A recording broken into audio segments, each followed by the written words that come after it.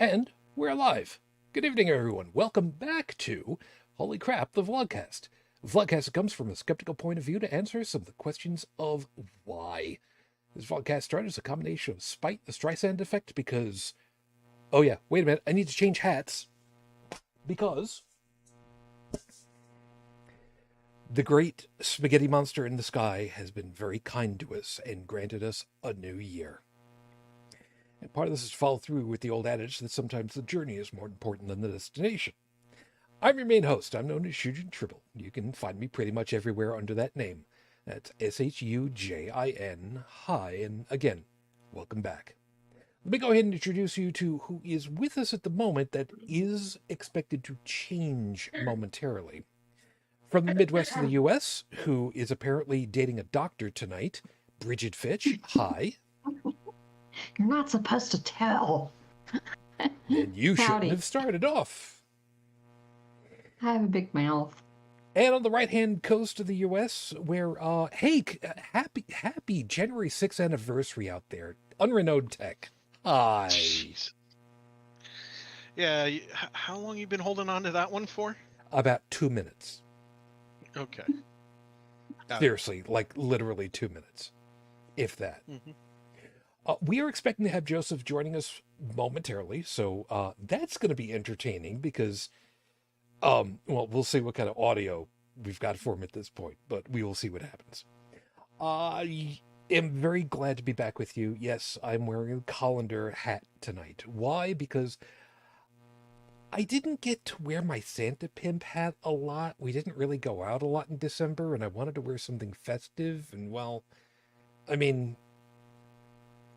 a classic aluminum colander. I mean, that bitch would just love watching me do this tonight. She would.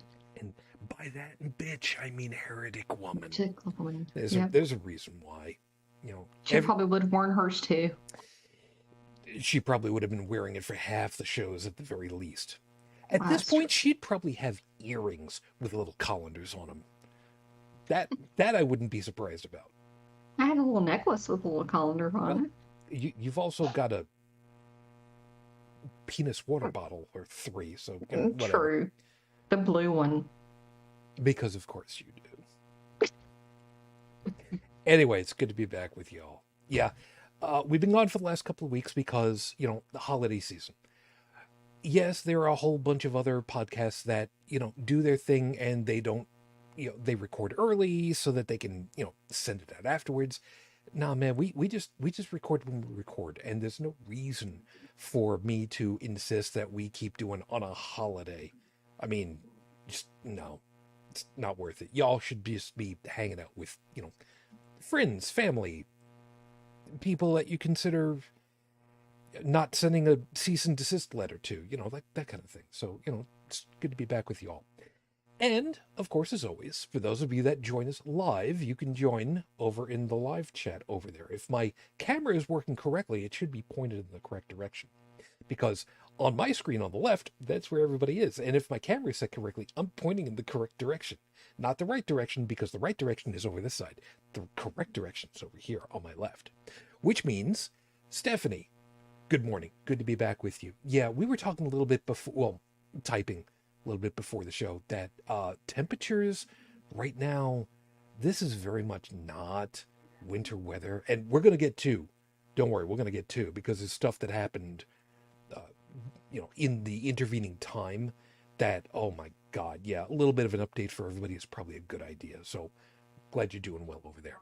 Phyllis, you made it. Hi. Yeah, Phyllis and I have also chatted up a little bit about how there's no good opportunity right now out where she is to go, you know, camping and whatnot, because, you know, it's nice to have these big ass mid-80s 4x4 with, you know, giant knobby tires that are more than happy to dig into the ground. But when the ground is liquid, it's really, really, really tough to, you know, claim aquatic. So, you know, it's probably not a good way to do that. And Seeker, good to see you. And yeah, it's good to be back with you. What'd you say? The colander looks like it's been around a while. Things been okay. So yes, this particular colander was my grandmother's. my Italian grandmother, who, oh God, I don't remember when she came over. No, she was born here. That's right. That side of the family. Okay, I'll do this quick. My mother's side of the family came over in the late 1800s from Italy. If you were to look at the boot of Italy, it's like at the very bottom of the sole as it goes up just before it comes down to where the heel is. The town is called Krakow. The town, quote unquote, is effectively no longer sustainable. There are movies that get shot there, but no one's allowed to live there anymore because everything's shifted because water main breakage and super sediment, whatever the hell it was. But the town is basically just a ghost town. There are some people that kind of live out there and do a couple of jobs and whatnot, but effectively nobody can live there anymore. And it's just kind of one of those things. So this was that grandmother's. Where she got it from, couldn't tell you. All I can tell you is that she lived in Bay Ridge, Brooklyn, and whenever we got the chance to go out there, we had the opportunity of seeing Manhattan Island and the Statue of Liberty from their terrace. Aww. It was pretty cool being able to grow up out there. Well, to visit every once in a while. So yeah, this holds a very special place for me. It's also a little annoying because I forgot that I had it over here in the office, and I went looking for it, and I was wondering where the hell it went to, if maybe my son had taken it to college. And it's like, no. Oh. And I sat down and, oh shit, there it is. All right, well, sorry. Is what it is. But anyway. Family heirlooms are just the best. Yeah. One last thing before I go ahead and get rocking into stuff. Part of that particular part of my family, also, that came over from Italy. In the United States, the family name was, because it was part of that part, was Donadio. It sounds mostly Italian, but if you say it Americanized, it's Donadio. But when they came across on the boat through Ellis Island, what's your name? Domine nome. Donadio. Donadio. Okay, yeah, I can write that. Donadio. Donadio. Yeah, I got it. Here you go. So my family name, part of my old family name, came across as. Now I'm trying to remember what it loosely translated to. It was Donadio.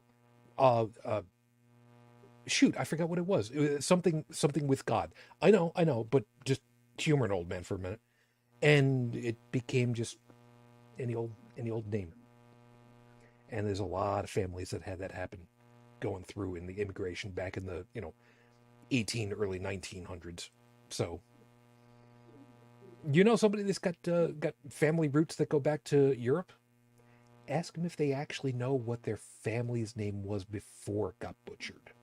You might find some interesting stories there. Yep.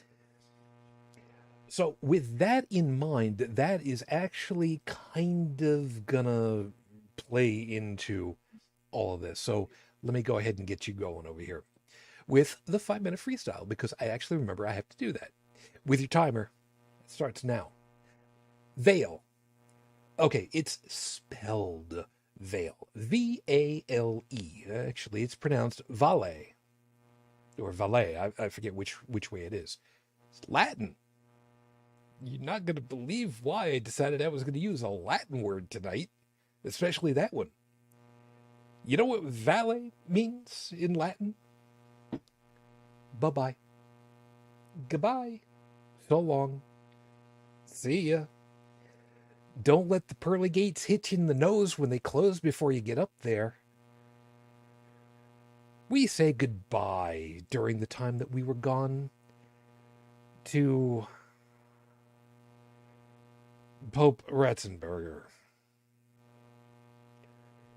Now, let's be fair about this. He did one of the nicest things that any pope has done in, I believe it was about 600 years. He decided that he was going to step down.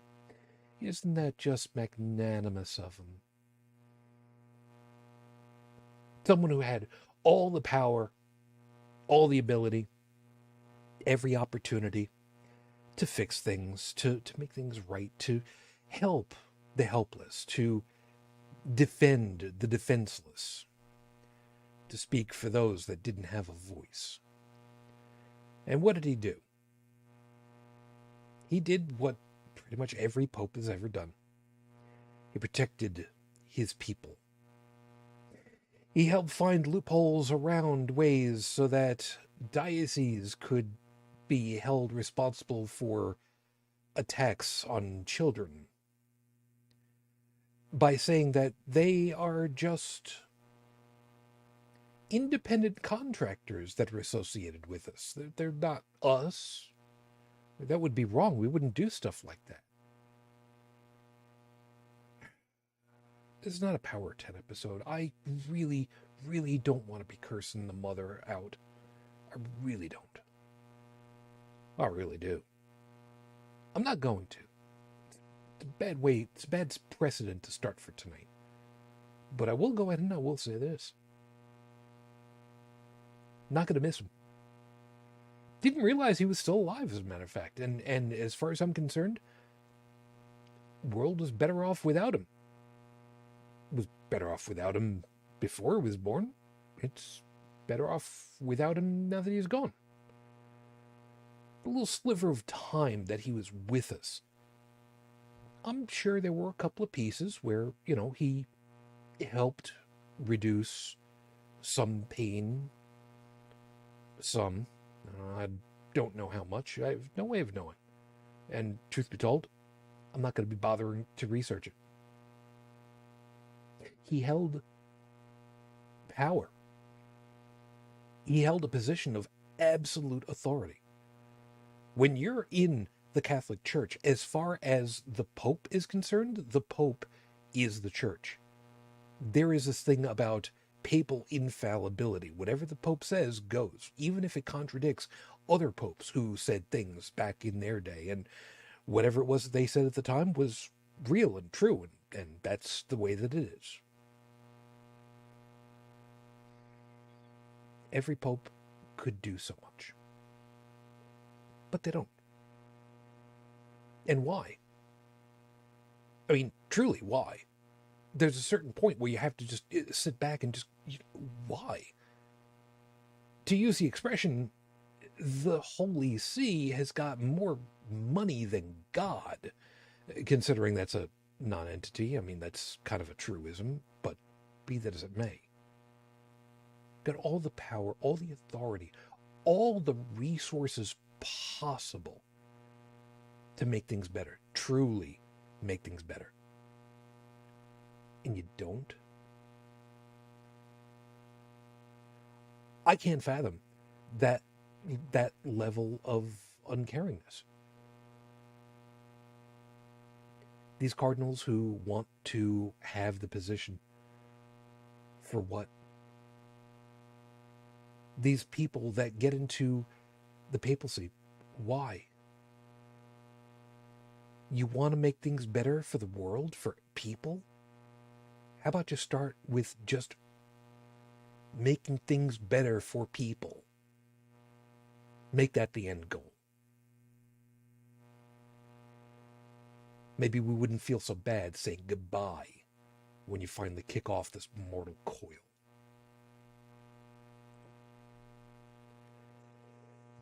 I'm gonna try really hard. I'm gonna try really, really hard to be nice, or at the very least, not be antagonistic entirely for everybody. But it's a really thin line, so we'll see where it takes us. Where it can take us, though, is over to the horrible scopes, because you've missed them, haven't you? Yes, I have continued to write them, and I do continue to post them every week. So if you have missed and you want to read back on them all, yeah, you're more than welcome to do that anytime, because it's fun. We'll have to see about that. So let's get rolling. So with... I need a drink. I need a drink. Some issues there. Drink. Oh, that's better. Chug. It is orange juice and sparkling cider from New Year's. Because I don't bother getting, champagne. Why bother? It's too expensive. Get bubbling cider because why not? It's a hell of a lot cheaper. And truth be told, I like it. I can have mimosas all I want with this combination and not have to worry about driving. So go me. I'm going with that. So time for the horrible scopes. For those of you that know what your astrological sign is, cool. Those of you that don't, it doesn't really much matter. And by the way, since it is properly winter in the Northern Hemisphere, we're going to be looking at your individual constellations. You're about to learn some stuff, folks. Aries. Let's start off by saying size isn't everything. Your constellation is considered mid-size. It's 39th overall out of 88 in the sky. It's nothing to sneeze at. The problem is, you're old. I know. Some people are waiting for me to go ahead and do the whole how old are you? You're so old. The 2nd century astronomer Ptolemy wrote about you. This week, stop counting birthdays. Start counting calories.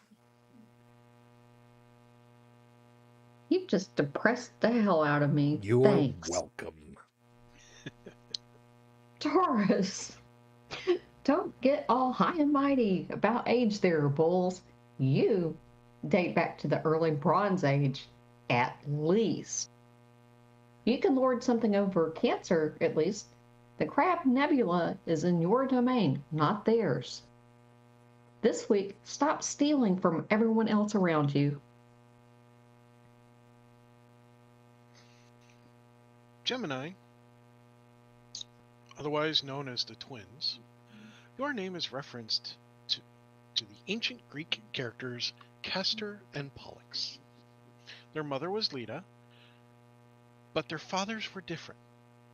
Castor was the son of the king of Sparta,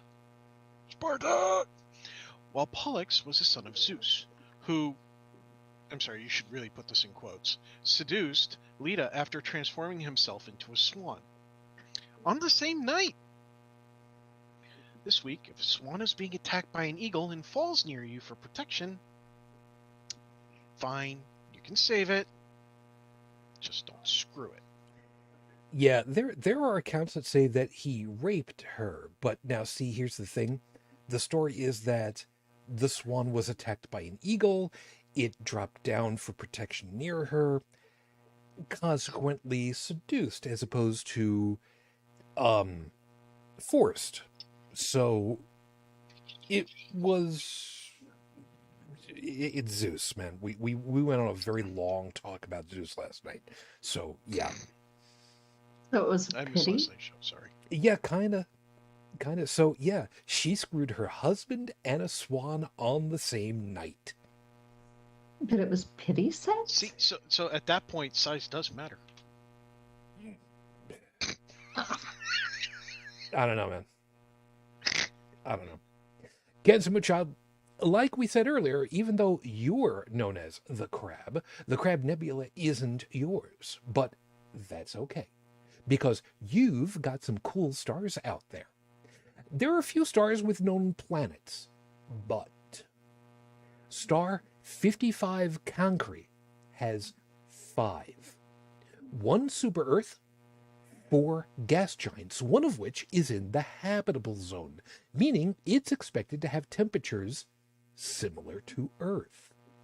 The downside is it's about 41 light years away. Don't plan on taking a picnic trip anytime soon. It's not going to happen. Well, it's kind of close, relatively speaking. Yeah, radio signals should have reached there. I don't know how much would still be discernible beyond the background radiation levels, but you never know. Think about it.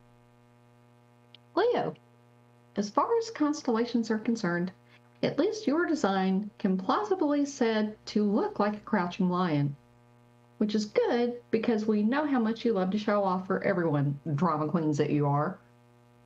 Take the time to learn where your constellation is in the sky and how to find it, because one of these nights you'll get to show off and show everyone else where to bow to you. Virgo, the only constellation bigger than yours is Hydra, the water snake. In the sky, the maiden is between Leo to the west and Libra to the east. So if the scales don't find you worthy, the lion might eat you. The worst part about your sign is the symbol. It looks like someone tried to draw a cursive MP and wanted to save ink, so smash them together. This week, break out your old calligraphy kit and try your hand at improving your old hobby.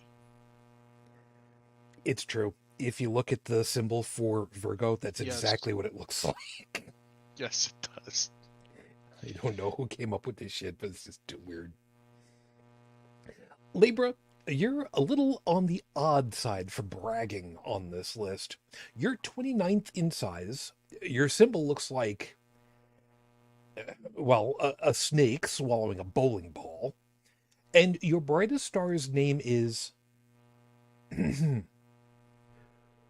Zubin Shamali. Let's just make it easy. Call it Alpha Libra, okay? Here's something cool about it, though.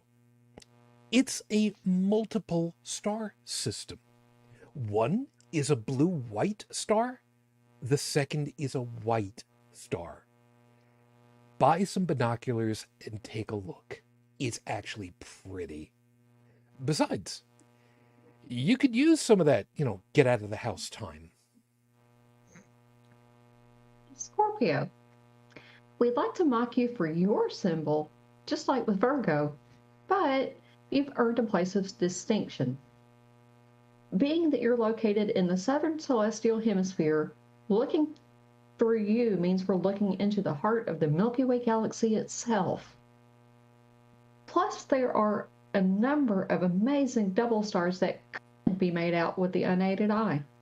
This week, buy a pair of binoculars and a star chart and then go look into the abyss. See if it looks back at you. Number one, yes, it'll look back at you. Number two, it'll tell you you're completely insignificant in the grand scheme of things. Have a nice day. The fact that it answered doesn't mean that you're totally insignificant, though, so... Exactly. So Sagittarius, yes, the Milky Way is large enough to encroach on your constellation, too. But isn't that just the way of things? You have to take whatever leftovers Scorpios leaves you. Well, you know what? This is your week to get back at them. Sagittarius isn't just the archer, but is a centaur archer. With hooves as big as you think they are, you could stomp on a scorpion and no one would ever know. This week, compare shoe sizes with Scorpio and be smug about it. You ever seen the sizes of the hooves on Clydesdales? Yes, they are freakishly large, and that's why if you were to ride them in battle, you could kill people with them. It's like the size of my face. Yeah, when you read like fantasy stories or fiction stories about history and stuff, and they talk about war horses stepping down and crushing an entire man's whole head like a watermelon. Mm-hmm. That's a Clydesdale. Oh yeah. See, it's not a war horse anymore because we're in peacetime, so to speak, and we don't use horses for battle in this country anymore, that kind of thing. But if that were to ever resurgence, I guarantee you people would start breeding the Clydesdale for war. You want to see one great example of people actually riding Clydesdales and have it look like cool, surprisingly? Borrow, don't rent, don't buy, borrow a copy of the movie Krull. I happen to like that movie. There's no accounting for taste on this show. Hey, I'm just saying. Capricorn, The flame of my heart. Capricorn, you remember that your sign's animal is the goat, right? Wrong. Hey. It's not just any goat. It's a sea goat. Goat in the front, fish in the back.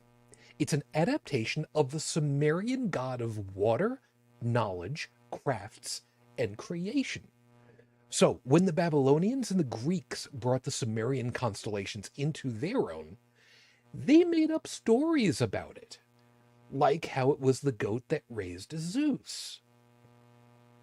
This week, be privately smug that people are making up stories about you, but they're only good stories. Yeah. So if you're a Capricorn living in West Virginia, you're safe. Okay. We'll go with that. Aquarius. The rule of cool smiles on you this week.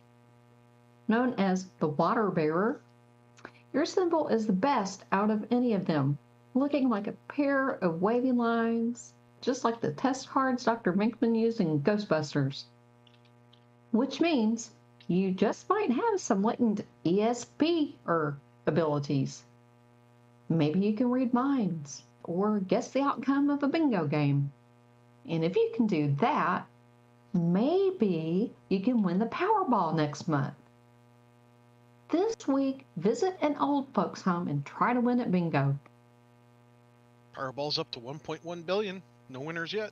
Really? Again, Yes. Yeah. Pisces, one cool scope asked for. Here you go. Your place in the sky is pretty special. The March equinox currently rests in your house, even though Aquarius is slowly stealing it away from you. You're comprised of 18 main stars, of which currently 13 have planets, and here's one to top it off. The star Gamma Piscium, 138 light years away, hosts an exoplanet which was only just discovered in 2021. So see, there's hope for you getting a date yet. Those are your horrible scopes for this week. Remember, if you like what you got, masochists that you are, sure, yeah, that's perfectly fine. I'm going to come back to that in a couple of minutes. We hope that you do enjoy them. But of course, if you would like to ask for a nicer or naughtier one for yourself or someone else, all you need to do to bribe me is just ask. I work cheap that way. But as usual, I will have these posted online at the end of the week. Tumblr, Twitter, Facebook, Discord, or, whatever is still functional at that point. Because, we don't know. We don't know. We just... The wheels on the bus are falling off. Yeah, tell me about it. Yeah, it's just, yeah. Yeah, this is too much. Episode 435 on the docket, Your Honor. We're back, baby. What did we miss? Holy balls, did we miss a lot of stuff. So we're not going to talk about we're not going to talk too deeply into a lot of these things because there's some pieces that, I mean, they would require a lot of work to go into, and truth be told, I'm pretty sure you all know we don't invest a lot of work into the show. You can tell that, right? I mean, look at my headpiece here. Just got this off of the shelf. I need something to keep it locked down onto my head, I guess. So there are some things that have happened. There's some that have been really good, some that have been really bad, and some that have been rather uplifting. And funny enough, Brigid and I were talking about part of this before we came on. So let's cover the first important piece. the winter storm that went crazy through the entire continent of North America while we were gone. Holy balls. I mean, That was some serious snowmageddon going on. oh my God, it was horrible. For those of you that for whatever reason didn't hear about it for the rest of the country, because I know full well national and international news hit on my neck of the woods, Buffalo and such, and with good reason, but we'll get to that. The rest of the country, oh wow. I mean, Brigid, out your way. You said you guys had fun with that. Yeah, I mean, we didn't get a lot of measurable snow like they did up north, but, it was blizzard conditions here as well, and it was so windy. Like, we had, 70, 80-mile-an-hour wind gusts going on while it was snowing. And so we had some snow drifts, luckily, that were 4 feet high. Now, in meters, I have no idea what that is because I don't do metric measurements yet because I'm not that good. But yeah, like people with, these four-wheel drive trucks getting stuck in it because they thought that they could get through, and other people were getting stuck trying to get them out. And then we had, law enforcement getting stuck trying to get them out. It was just people didn't need to be out, just being out to be out, even though they were told not to be out. Yeah, I love watching people brag about, oh yeah, my truck or whatever's got four-wheel drive. I don't have a problem on the road. And it's like, hey, dipshit, it's ice. I don't care if you have all-wheel drive, which is what you're confusing four-wheel drive for, by the way. You could have all-wheel drive. And if you don't have studs on your tires, you're going in a ditch, dickhead. Yeah, now, but, the penis waving. It's a penis waving contest with these people. So, I mean, they're not going to listen to that. Well, that's what this was. There were 11 that were stuck down near the racetrack. And it's like, what the hell were you even doing out down there? There's nothing out there. Yeah, and one of the things that we were talking about was how things were over here in the Buffalo region. And yeah, it was pretty nasty. For a while, there were Category 1 hurricane force winds that were clocked for, I forget how long it was, an hour, 2 hours, or something like that. I mean, a gust, you can forgive the expression. You can kind of blow over that because, okay, a gust happened, it's gone. An hour of sustained Cat 1 hurricane, that's 75 mile an hour continuous. Yeah. That's no joke. And reminding you, I've lived through several Category 3s on Long Island. So, I know from wind. As somebody living on the East Coast, I back you 120% on that statement. Oh, yeah.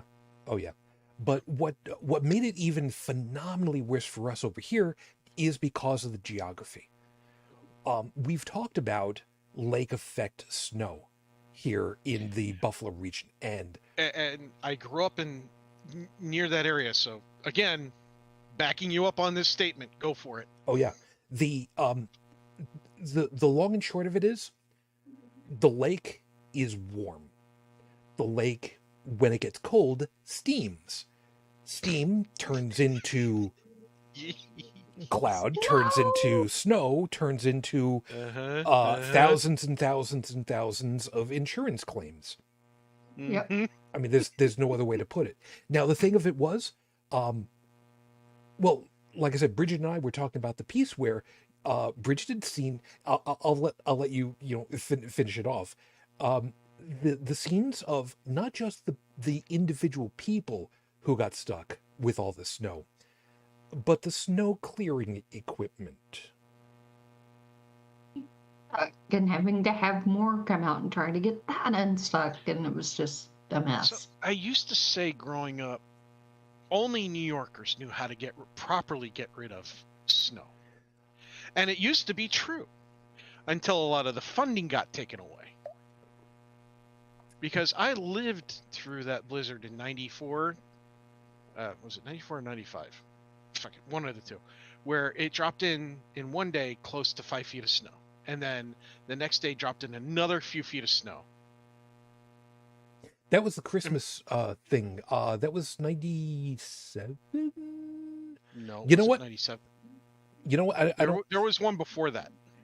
Okay, the only one that I remember, I went out to my little white Honda Civic hatchback was covered in snow out on the street, and I was working really hard after the snow finished to get it at least visible so that it wouldn't suddenly be a matter of the guys coming through with the snow plows and going, "What'd we hit? It must have been a big piece of ice," because my car was white. I had gone out to try shoveling because we were anticipating it wasn't going to be that bad and we'd have to go to work. And I have a duster hat. It's the only way I can really describe it. A Western hat where it's a straight brim all the way around. Mhm. And after about an hour of working at this, it's just like this isn't going to work. I came back inside to the apartment with my wife, and she took a picture of me because I had a halo of snow around my head on the rim. And it's the only time I've ever had something even close to that on me. And it was kind of weird. It was kind of fun. Was that also the same one that Geraldo Rivera got stuck up in this region? Because I know I'm one of not them sure. was. What I do remember is that by the end of it, people's lawns had so much snow on it that there was nowhere to plow it. Mhm. Okay. The first night of the snow, the New York snowplows were out in force. They were arraigned in the appropriate staggered configuration. They were clearing things left and right. Everything was shut down. All the roads were shut down. Get home, stay home. That Yep. was the message. And if your boss tells you to come, they were even saying over the radio, if your boss tells you to come in, have them call the state troopers to get approval for you to drive on the road because you're not going anywhere. Yeah. And I forget which station was it. That wasn't on WAAL. That was on another one. I think that was 97 point something or other out of Broome. I can't remember now. Anyway, but the point is that by the end of the blizzard, because it was a 3-day snowstorm, yeah. Kids such as myself were actually digging tunnels in their yards through the snow. Yep. And I had a snowblower that was rear-wheel drive that had the screw blade stuff, actually cut through this stuff. I was the only one able to get out of the driveway because once the plows did finally get to our neighborhood and they hit it, it packed so tight you couldn't get it out with a shovel. So I made bank. It was $25 for me to clear the stuff that the snowplow had put in your driveway.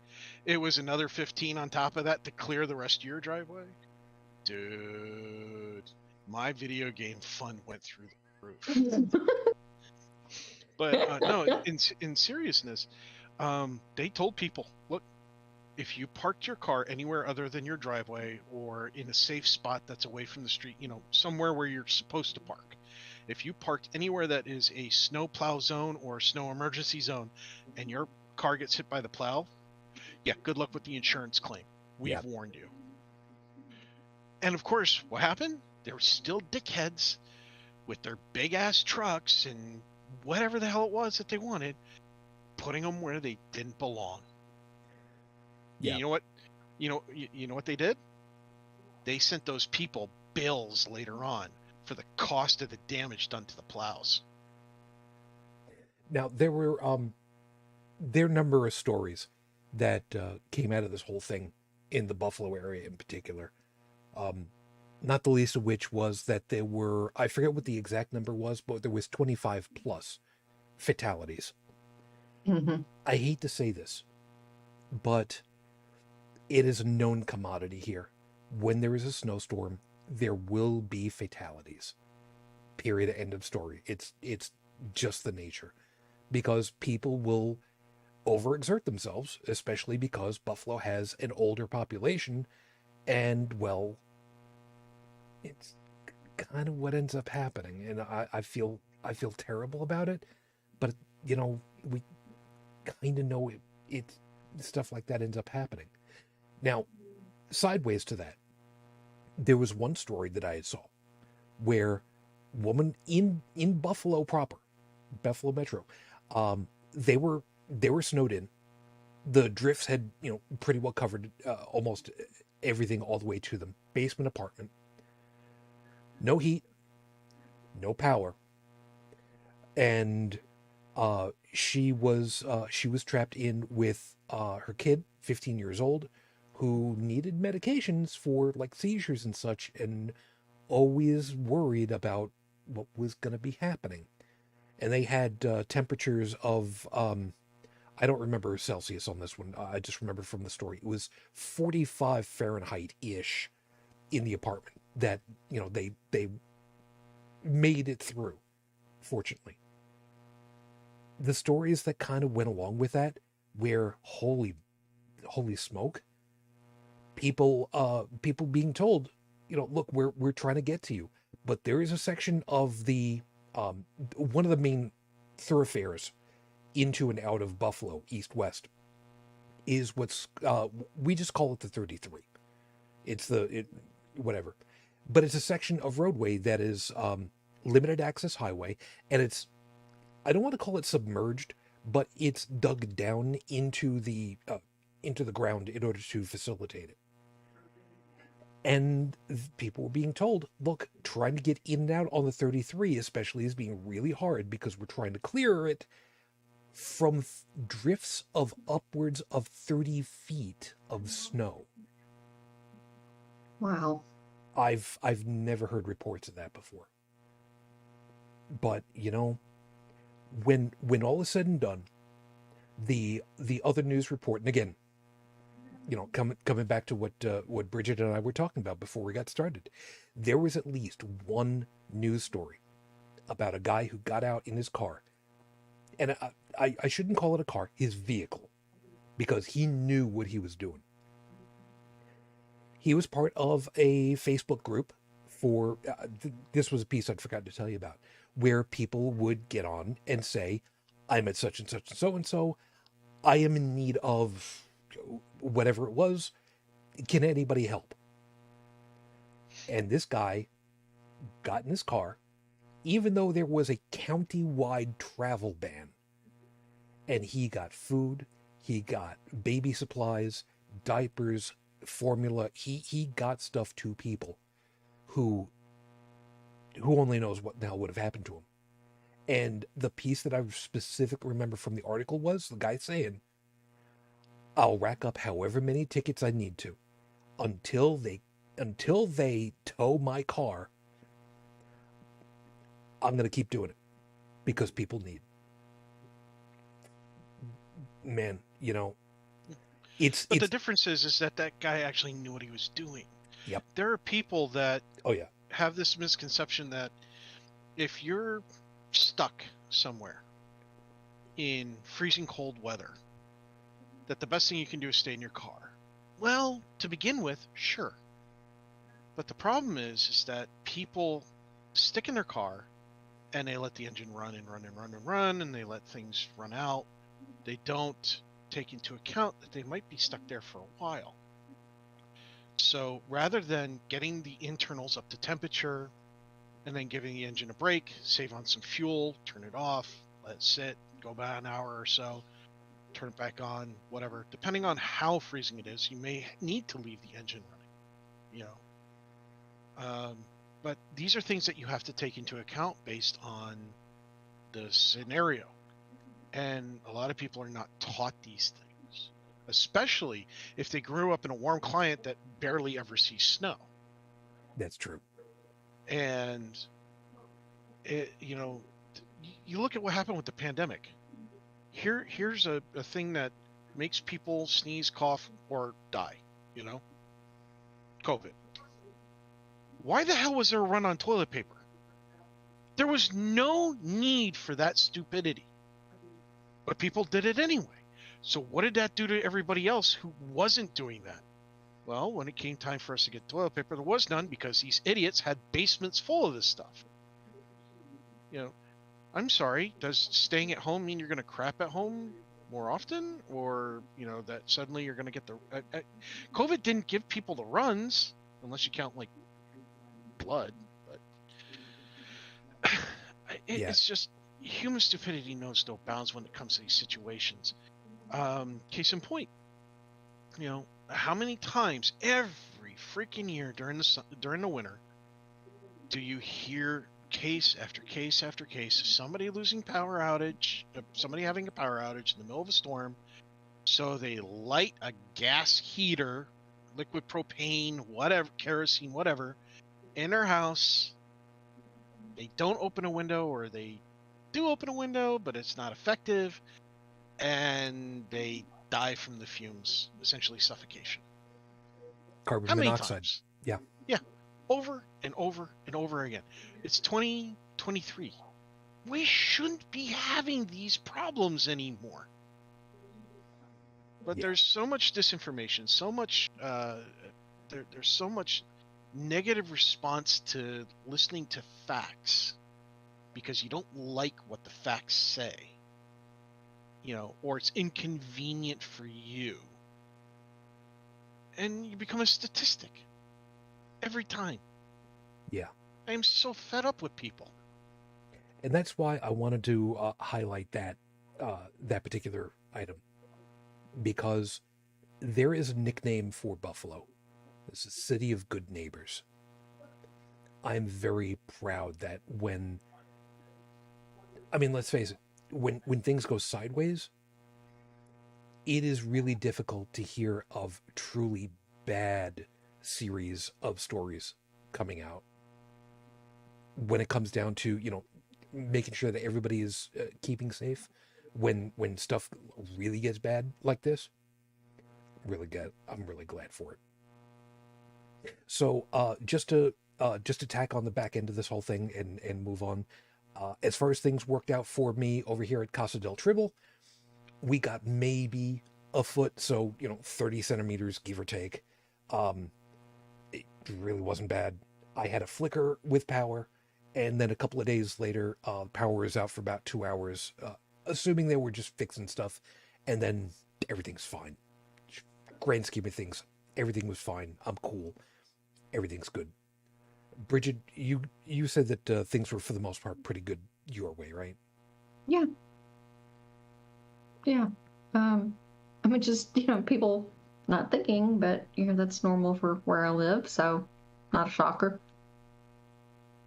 And Tech, being the water out there, well, actually, it was the opposite side for you because of the wind. Yeah. For us, the main concern wasn't so much the snow, but it was the wind. In fact, Maryland, we had a couple days of burr, but really it was just, you had to worry about the road conditions, icing, not snow, not people getting frostbitten because they forgot to fill their car up with gas or whatever. In fact, the worst thing I heard about while I was down here during that event was somebody had allowed their fuel tank, again, lack of education here, to get a little bit below a quarter of a tank, so probably about an eighth of a tank. Ooh. And yeah, the lines froze. Ooh. Yep. Mm-hmm. It got pretty burr here. And then even though the temperatures came back up, they stayed at that freezing level for a few days extra. So everybody else was driving around, they still couldn't go anywhere because it hadn't warmed up enough yet to thaw the lines. Well, yeah, we had a high temperature, couple of days of like -4. And the wind chill was -30. It was burr. That qualifies. Yeah, and I'm talking the freedom units, not centigrade, but Fair. And finally able to make it this morning from over the pond, Paris, France. Joseph, good morning. You're able to make it. How the hell are you?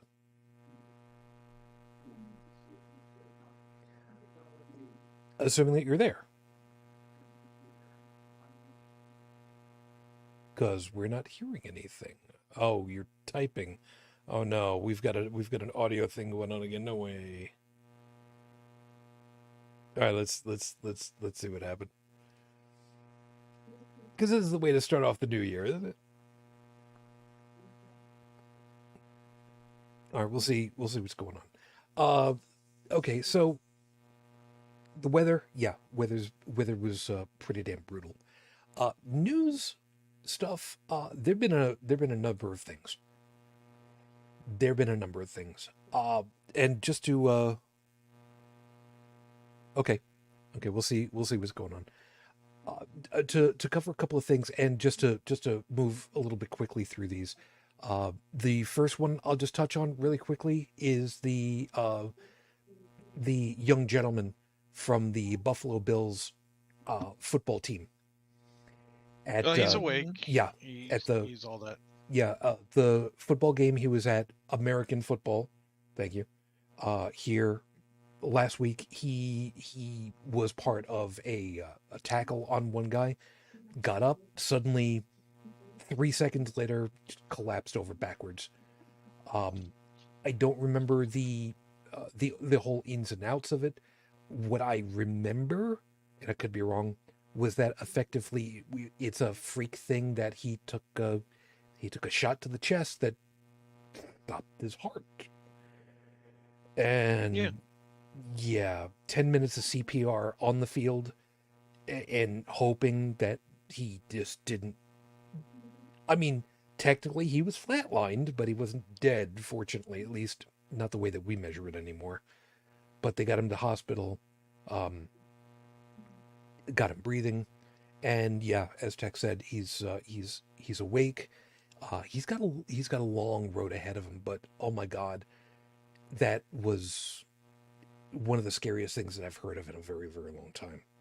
And the news reports of this, they both upset me and make me happy. Here's why. One, you had a lot of people going about how it was a miracle that he's recovering, blah blah blah. It's like he's getting like the best care possible. Half of us Americans couldn't ever afford the kind of care he's getting. Okay, so don't tell me how much of a miracle it is. You want to see a miracle? How about those EMTs that were on the field, or the EMS, or whatever they are, that were on the field, who were probably the lowest paid employees in that entire stadium. They probably get paid less than the janitors who work that stadium. Are the ones who helped save that man's life. That's number one. Okay. Number two, again, no miracles. It's just really good equipment. Now, the part that makes me happy is the fact that this guy's mom has a daycare center which helps children who were impacted by COVID-19 pandemic and so on. He basically started his own charity several years ago. Mm-hmm.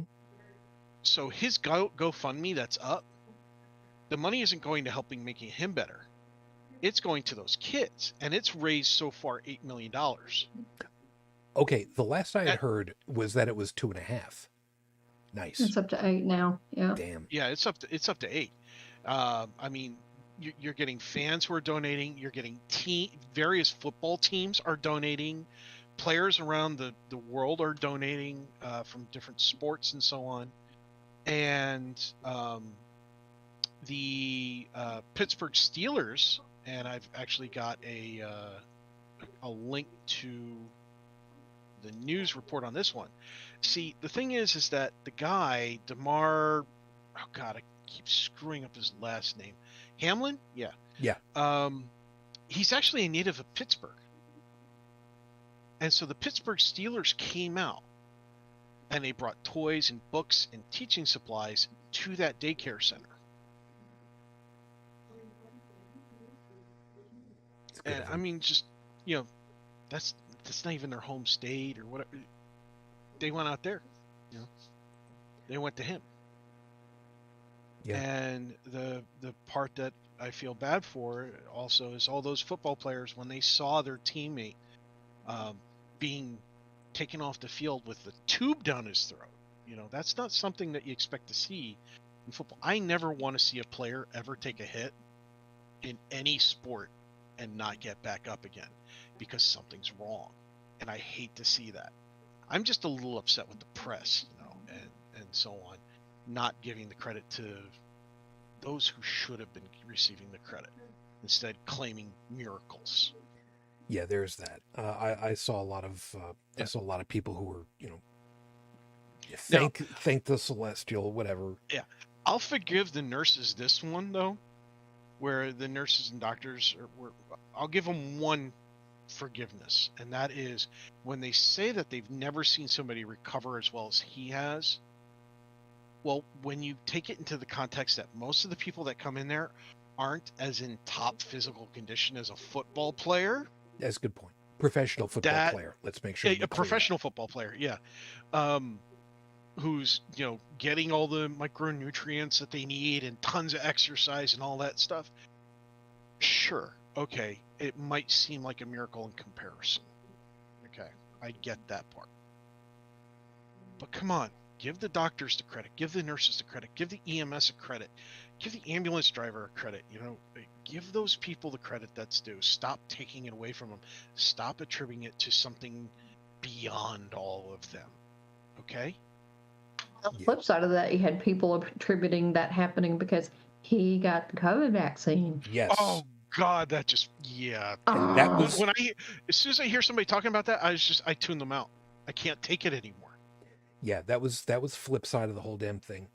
I saw some of that, and honest and truly, I was absolutely beyond flabbergasted, because yes, I will mock people for this whole science denial bullshit that goes on, but at the same time, I do try to find out. I do try to understand where are the connections that put this into them, that it seems like it's a fair thing to work off of. And honest and truly, this is one of the few times where I listened to it, I tried to figure out where the hell it could be, but I just had no goddamned idea where the hell this whole thing came from. And I really wonder, is it just new bot things trying to undermine people yet again? I think so. I wouldn't be at all surprised. But I will admit, you know, I didn't go looking into it because, truth be told, just so disgusted with it. I just couldn't. I just couldn't. Bringing it around to world stuff, there is a very pissed off raccoon out there somewhere in Europe who is very proud these days. Let's take you over to our international desk over in the Midwest of the U.S. Brigid, tell us what you know.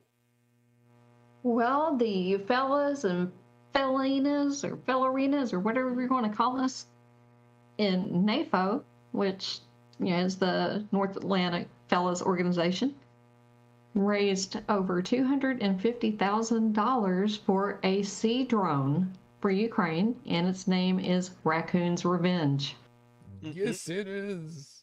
Named after the raccoon that was stolen out of the zoo by the Russians. Who did not cotton to that. No, the raccoon bit the Russian because he didn't want to be shoved into a vehicle. But anyway, I thought that was so cool. We actually raised like $255K, and so the other $5K is going to medical supplies. Go up. Yeah. I'm you know, I don't like the idea of warfare, but I can get behind this. Because self-defense is a thing. And that's kind of a thing. Yeah, and the Z-Lex, or is it Z-Rex? Might be Z-Rex. C-Lex. Anyway, a bunch of bandages. They're some kind of, fancy-dancy medical bandages that you can use, on the field that will help coagulate stuff. Got a whole bunch of those, too, with, like, the leftover money. So I'm just pretty jazzed about that. And Sky News has the story if you want more details. Cool. If we find it, we can see if we can drop it in there for everybody for later. Yeah. Tech, out your way, and I had a little fun at your expense at the top of the show. Uh-oh. The January 6th anniversary has come and gone. Mm-hmm. And we had a new Congress come in. And a little bit of a problem with the minorities, the Speaker of the House. You mean the majority? Sorry, the majority's Speaker of the House. Yeah, I'm sorry. Do you know anything that you could go ahead and have fun telling us about that one? Well, for a particular Republican in a Republican-controlled House, had to essentially give up all power of the position to win the position. And this was done after 14 times failing to win. On the 15th time, he was finally voted in with the votes he needed to win. Barely. And his name is Kevin McCarthy, elected House Speaker. Multiple days of negotiation. It was on the 15th round of voting that he was voted in. And every time he failed, he had to give something up, essentially, to get more votes. And while other people were laughing about it, I was pissed as hell. Because at least the Democrats could get their shit together. You know, one of the things that we've said on the show before is that when it comes to things like voting and solidarity, the Republicans used to have that. Well, not anymore, as was self-evident. In fact, on the final round of voting, they thought things were going to continue in this pattern of just not quite getting there to get the person in. And they had been voting for several days. They brought their children. So what happens? Fight breaks out. In front of the kids. They had to escort the kids out to make sure that they didn't get involved in the fight. It's like, you know, when I'm serious. I woke up a day or two ago, and the thought that hit me was children. Every single member of our government is just a child, pretending to be an adult. These are people who want power because they don't want to have to play with the same blocks as everybody else. They want the new blocks. Everybody else should get the old blocks. In fact, why does anybody else get blocks at all? All the blocks are mine. You know, you don't. Oh, I see Timmy's playing with the car. Well, I want the car now. Timmy doesn't get it anymore. And Susie's got that doll over there with the curly hair, but mine's missing a few strands of hair. She can have the broken doll. I want that doll. So, that makes me and why is that boy playing with a doll? That's a girl's toy. That boy shouldn't be allowed to play with a doll. So that's what we're seeing. Well, what got it for me was they removed the metal detectors a couple days before that happened. Then had that violence break out, and you already know that Boebert's packing. I mean, I was waiting. She doesn't care. And then if they happen to pass all those rules that he acquiesced to, one of them being one vote can have him removed. Yep. Are we going to be going through this daily for 2 years? Oh yeah, we are. And more importantly, these are these people are getting ready to take away Social Security and things like that. You're not going to get it past the Senate. And if they're too busy having to recall McCarthy all the time and having to vote and revote, they're not going to even get to Hunter Biden's laptop or Fauci or any of that other stuff that they promised, because they're going to be too busy infighting. So, as Shujin can probably attest to, Kevin is a real Kevin. Mm-hmm. Yeah. And Kevin has no power. He's done. Okay, he gave up everything to be in a position that but all his power's taken away. That's like being a hall monitor who can't report on anybody. Right. you are now not only the most hated kid in school, but you can't do shit about it. Before you could get other kids in trouble, but now you can't even do that. Why would he even agree to that? Because there is this mentality with these people, okay? And by these people, I mean everybody that we currently see in government. I don't care what side of the equation they're on. They all of them, have some form or level, some more than others. So the higher levels seem to be disproportionately on one side of the equation than the other, but they all have delusions of grandeur. Okay, they are greedy for power and authority and control. Yeah. And honestly, it's been my opinion for a while now. Anybody who wants to be in public office, or anybody who desires to be in office, should not be allowed to be in office without first going through a peer-reviewed and multiple sessions with psychologists to see if they're mentally stable or not. Here's the thing. Stephanie had said, yes, I'm reading the live chat as all this stuff is going on. I'm with the Democratic representative who took popcorn on the second day. Wait, what is her name? The one lady who has always got her whiteboard with her. Katie Hobbs. She. Oh no, Katie Porter. Katie Porter, Porter in her whiteboard. In that book. She had a photo taken of her sitting there waiting for stuff to go on with a book open.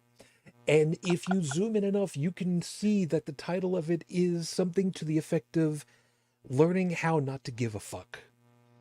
It was the art of not giving a fuck. The art of not giving a fuck. Yeah, but it had a little asterisk for the U on there. It was not photoshopped because it was a Getty image. That's right. It was real McCoy, man. I understand that some of them did really funny things, like Lauren Boebert, when she said something nasty, the Republicans booed her, but the Democrats went, ooh. When I heard that, I didn't laugh. I didn't laugh because the first thing it did for me is it brought me back to fucking elementary school.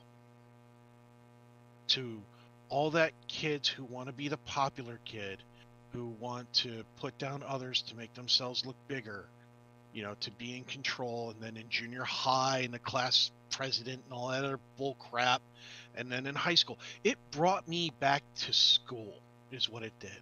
And the experiences that I remember there, not being the cool kid, not being the popular kid.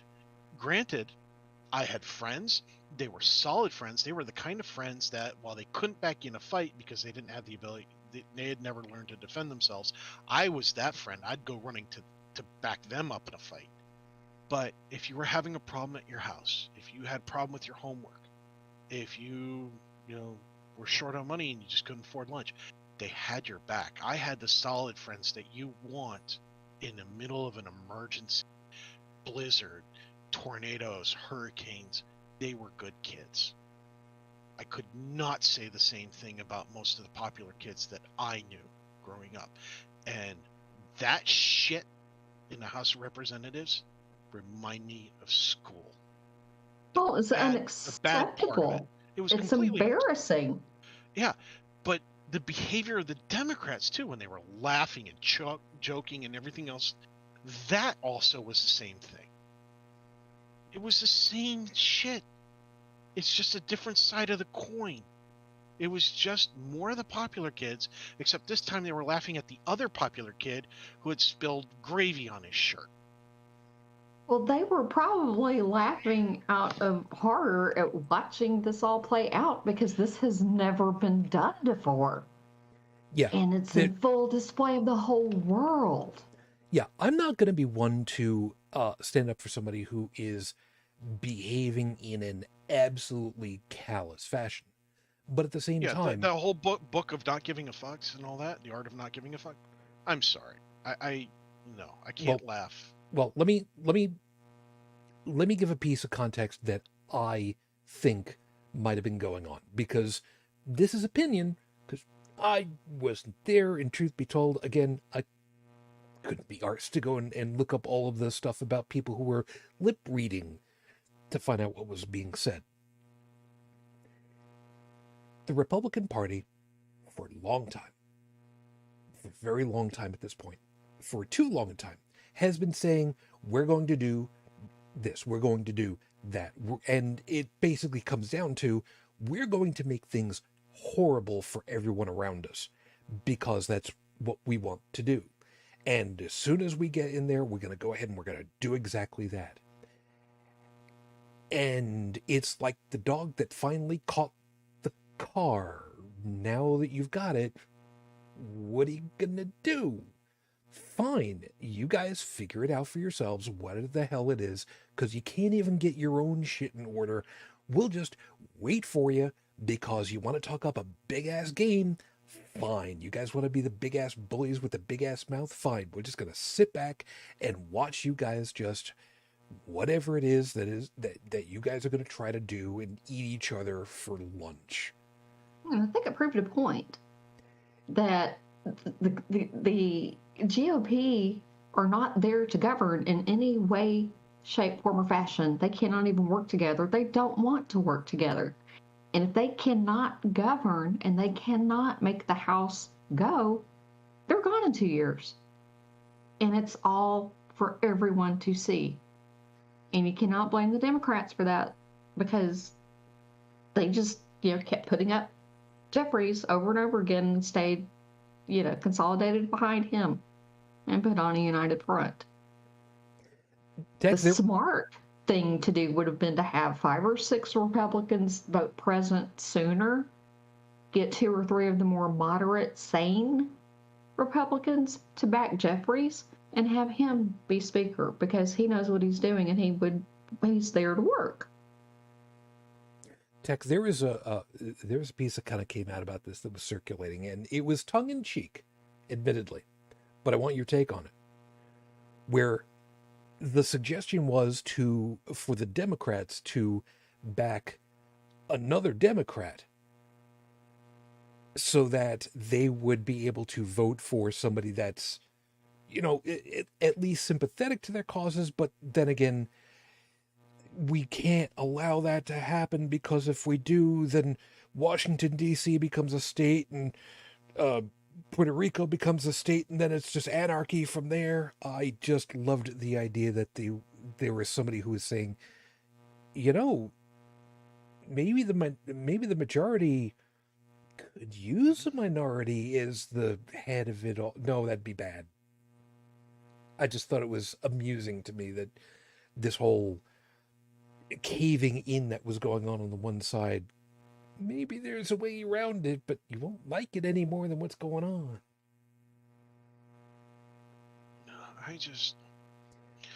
I know I've heard people say, and I'm also seeing in the chat, that the GOP can try to do whatever they want, but, they have to get stuff past Biden and past Congress. And it's like, well, first off, I don't trust Biden anymore. Part of this ticket was, I'm pro-union, I'm pro-union, I'm pro-union. And when it came time to take care of the unions, what did he do? He pissed on them. He might have pissed on them less than previous presidents, but he still pissed on their shoes. Because he could have just said, you know what? This is too important. We're just going to nationalize the rail. Here's the rules they're going to follow under. Here's the benefits and stuff, and work it out with the attorneys and everything else. Have a nice day. And they would have been taken care of. And we would have never had to face that problem ever again. Never. Right? Even Bernie dropped the ball on this one. Because Bernie was talking about getting him 14 days of time off. But he settled. And then he says, well, I'm going to go back and we need to revisit. Now it's like, no, Bernie, the time was when you settled and you failed. Now, granted, Bernie doesn't typically have that kind of a track history. So I have a little more faith in that guy than I do the guy in the seat right now. Fair. And we've got a whole group of people who are hell-bent on investigating COVID and government misinformation about COVID and Hunter Biden and basically everything that's off the rails. But they're not going to be focusing able to do that, though. No, but what they can do is they can waste our money as government, as taxpayers. They can waste the time that they could be discussing things like, oh, I don't know, funding programs to help feed children instead of just worrying only about the military. Last I checked, we can just about damn near zero anything on this planet without having to leave our own country using remote technology. Let's feed some kids. Huh? I don't think they're going to be doing any investigating for a while because they have to pass rules first. And if they have this much problem settling on a speaker, how do you think the rules meeting is going to go Monday? It's going to be more fighting and back and forth and shit. And they're going to be too busy fighting each other for committees that they're not going to have time to investigate anything because. Right, which means anything that could be passed that could be helpful is also going to be ignored. Exactly. It's going to be 2 years of a clusterfuck to look forward to. Yeah, we just had that with Trump, and look how badly it hurt this country. Yep. Now we've got another 2 years of this shit, but instead of one person, it's 200 plus people. But at least they can't override the Senate, and they can't kill Medicare and Social Security because the Senate will not let that happen. We don't know if they'll let it happen. They won't let it happen. We say that now, but again, I have concerns. I have concerns because of how everybody is behaving. Everybody, not just one group. Yeah. They're all behaving like spoiled goddamn children. And I'm fucking tired of it. I am so sick of this shit. I love my country. I support my military. I support my teachers and my nurses, the railroad, the truck drivers, the police who actually don't go out and kill people every 5 minutes, you know? But my government, my House of Reps, my Senate, my Congress, my presidency, I think they all need to be fired and let some kindergartners in there. And I don't say this jokingly. I seriously think that right now, the way this country is, I think kindergartner could run our government better than the current setup of the current attendees are doing. That's how bad I see our government right now. If this is just me seeing it from the inside, which means I'm blinded to certain.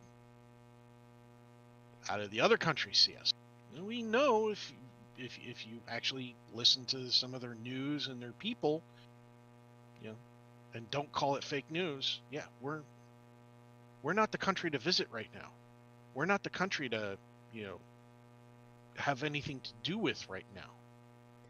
Yeah, there's something to stay that way for a while. There is something to be said for that, and I think it's kind of worth talking through just a little bit. One of the things that is established as far as rules for people to seek public office in this country, the only one that I remember off the top of my head is for president. You have to be I want to say natural born citizen. I think that there was some higgledy-piggledy that ended up happening with the rules and regs about what that qualifies as. But the age requirement must be 35 years of age minimum at the time of being sworn in. Yep. The youngest president that we'd ever had was John F. Kennedy. And he was 40. Oh, balls. I forget exactly how old he was. He was in his early 40s, as I recall. And there is something to be said for having younger people actually in office instead of people whose average age is close approaching 60. Yep. Everybody knew that's an average, which means that where there are a couple of people who are far younger than that, there are people who've been around for too damn long who are far and away beyond that part. Octogenarians forgive me, don't have any reason to be in making laws that are supposed to be, quote unquote, in touch with a generation, 2 generations behind them, I when agree. they've been in Congress for 20, in some cases 30 years. How in touch could you possibly be if you're not with a family at that time? I think that's why there's so much talk now about term limits Yeah. Yeah, and so much support for it. in the United States, we had one president who was elected 4 times successfully. Count them, 4. 4-year terms, 4 times. He didn't survive that last one because, well, shit happens. Bodies break down. But was elected 4 times. And after that, what did they do? They changed the rules around so that you could only be elected twice to the position.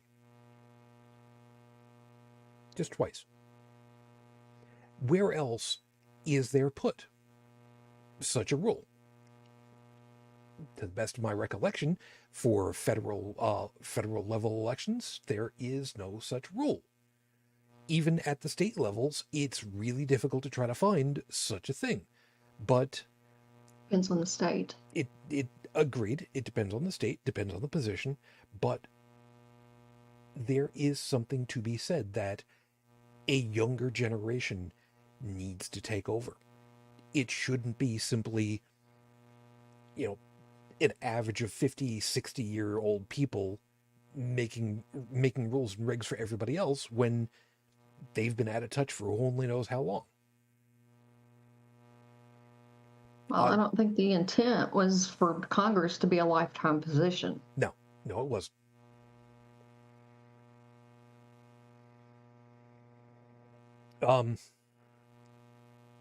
And sideways to that, Seeker, Tech, you guys are exactly right. The attack on the Roe versus Wade thing here in the United States, which has become the thing about abortion and rules about human physiology. You're right. It never should have become a thing. And we know full well that the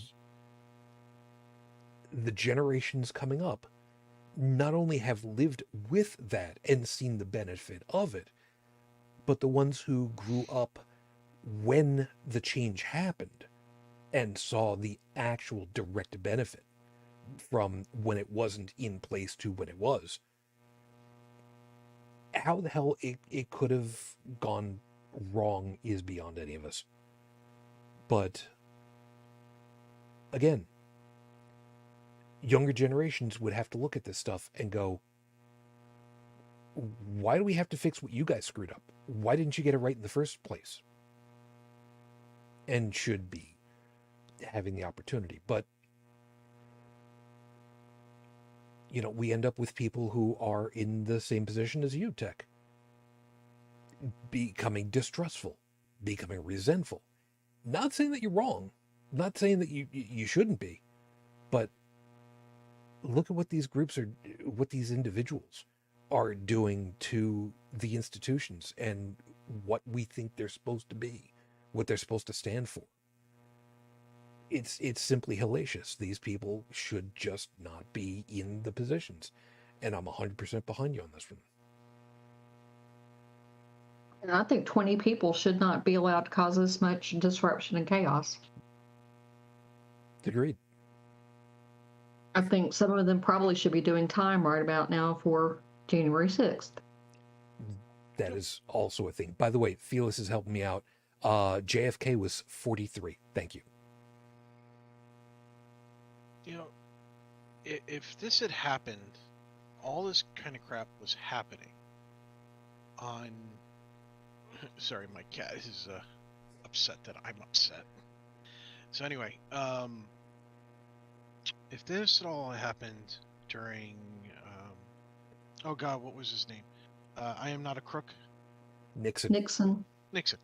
if this had all happened during Nixon's time, okay, Nixon would have gone in there.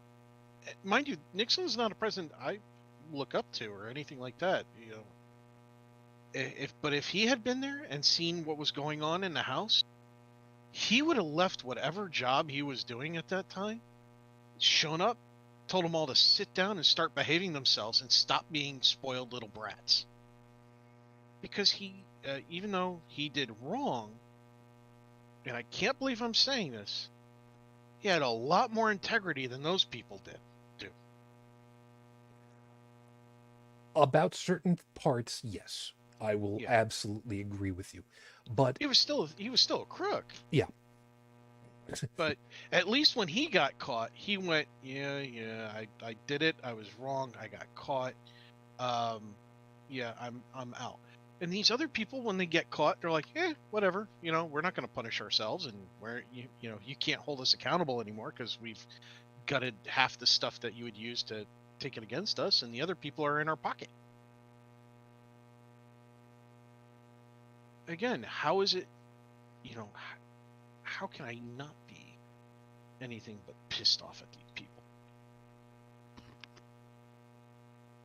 I would say you've got exactly every reason to be.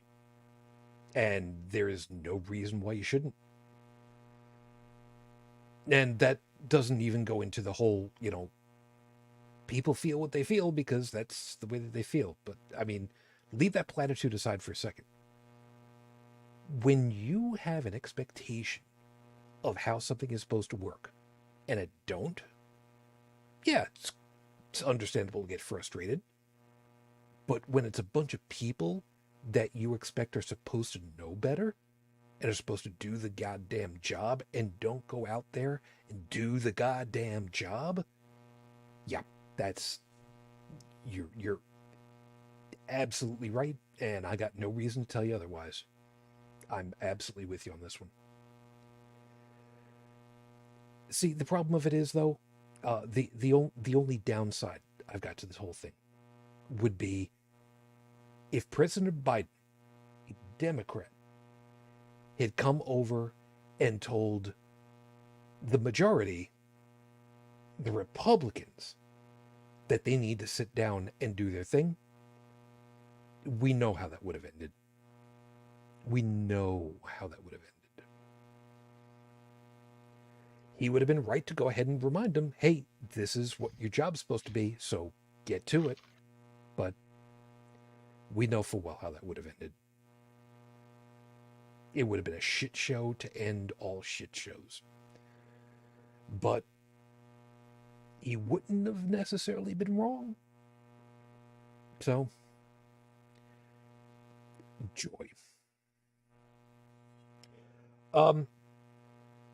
We also had to deal with in the news a couple of losses, fairly high visibility. I already mentioned about Pope Ratzenberger, Pope Sidious, as some people had referred to him. Brat bastard. Yeah, that was him. And, like I said, no love lost here. Go the fuck away. Sideways to that, by the way, I never knew that there was a Pope hammer. When a Pope supposedly dies, they have to get the jewel-encrusted Pope hammer and hit him on the head 3 times to, like, actually check, is he really dead? Yep. Tap, tap, tap. Yeah, he's really dead. Okay. It's official. Okay, whatever. But, is it silver?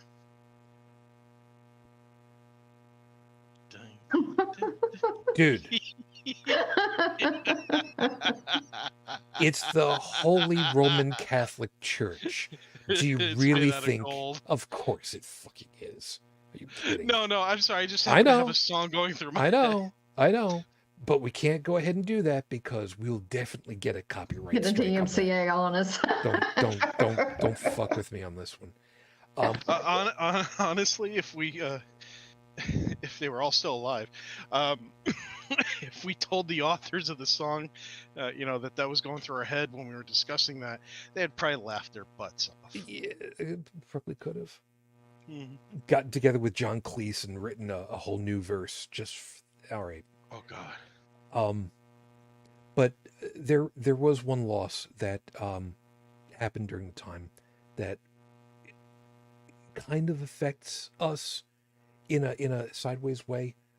We lost Barbara Walters. Barbara had been, she had been um, a journalist, a professional news journalist. I don't say reporter, a news journalist for a very long time. She was not 100% loved, but she wasn't 100% loathed. And any good journalist should hope to never be loved entirely. Because if they are doing their job correctly, that means that everybody is getting a little bit of dirt on them and not being real happy about it. And that's the way that it should be. Because ain't nobody 100% anything. It had to be one last kick in the teeth from 2022, just because. But she did a good long run, man.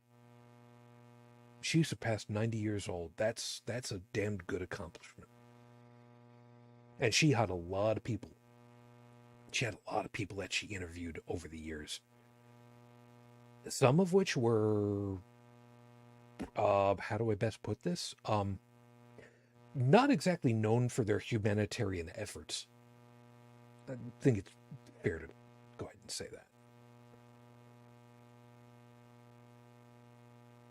And the thing that gives us just a little bit of a chuckle, if you will, about it, is that because of that, there were a number of tributes in her honor that, and I'm expecting that some people are going to laugh, that some people decided that one way to pay tribute to her was to have viewings of the movie Animal Olympics. Because there is one reporter in Animal Olympics, Bob Wawawa, who is an absolute delicious parody, if you will. Just absolute caricature of Barbara Walters.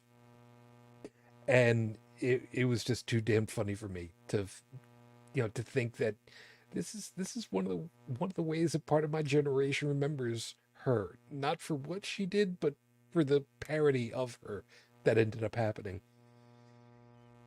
And I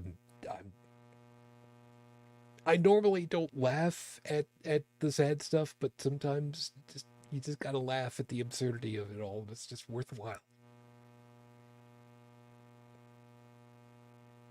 So if anybody hasn't yet seen Animal Olympics, may I recommend that you go find it.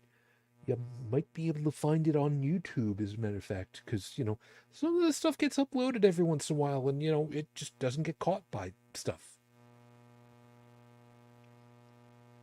Songs from the 60s, from Liverpool, England, yeah, those will probably get picked up pretty quickly. So, yeah, we're not going to do that. Movies from, 1980, yeah, not quite so much, apparently. Mhm. Animal Olympics was a great thing, though. Animal Olympics was a great thing.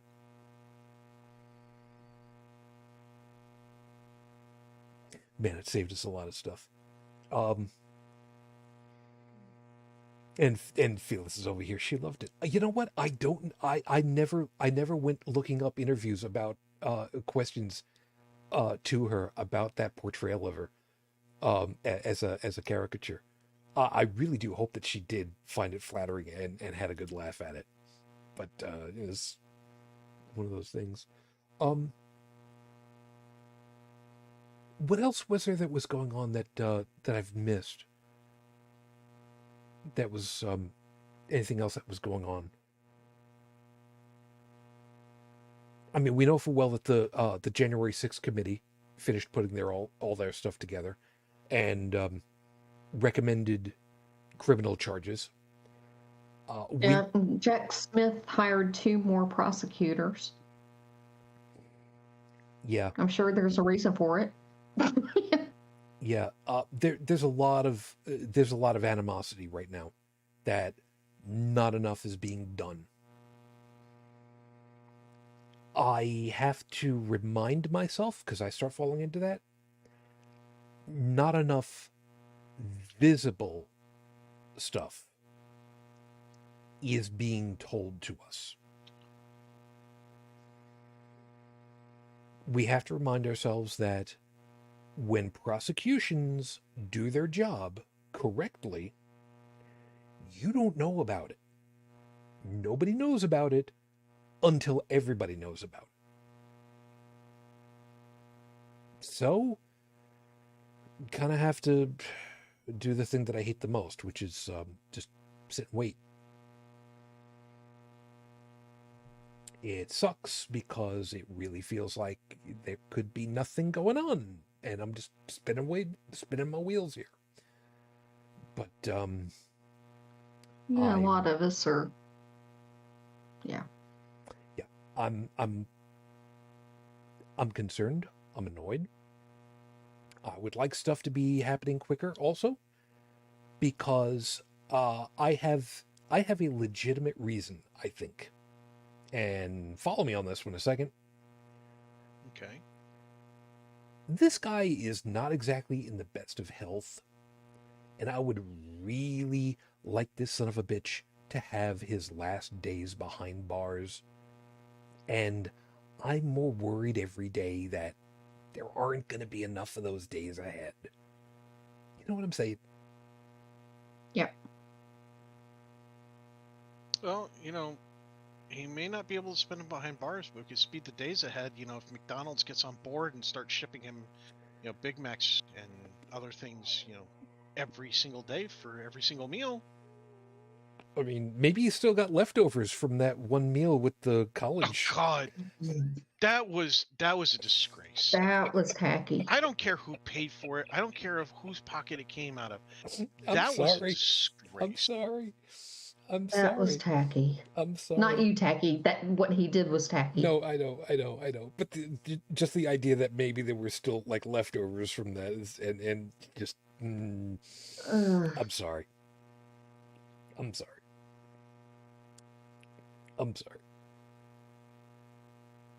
I'm smiling. I'm trying not to laugh, but I am still sorry. That proves that money does not buy you class. Well, the fact that he had his own university proved that money doesn't buy you class. So, I mean... And all of that ugly gold crap everywhere, just... Ugh. Why didn't anybody just give him a violin? Just write Nero on the bottom somewhere.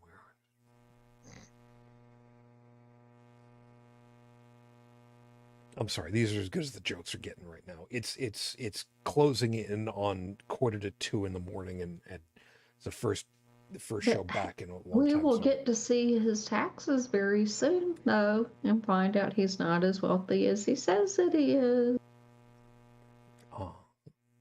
Now, regarding that, wasn't there a defamation suit that he had put out because somebody had written that he was a millionaire and not a billionaire, and he felt slighted by it? Well, it's probably true. When you are taught that the net worth, that the money that you have, the investments that you have, and all that stuff, and the power that you have through it is the only thing worthwhile in this world, and somebody goes out there and says, "Oh, you're lesser than you think you are because of whatever, in some way, maybe your net value pulled a Musk, or maybe you're out millions or whatever because I don't know, you spent it all. Okay, it takes a real hit to your ego. And for somebody who is 110% ego with a little bit of narcissism thrown in, that was a joke, by the way. Yeah, it hit him personally. It really does. It's the same as slapping somebody.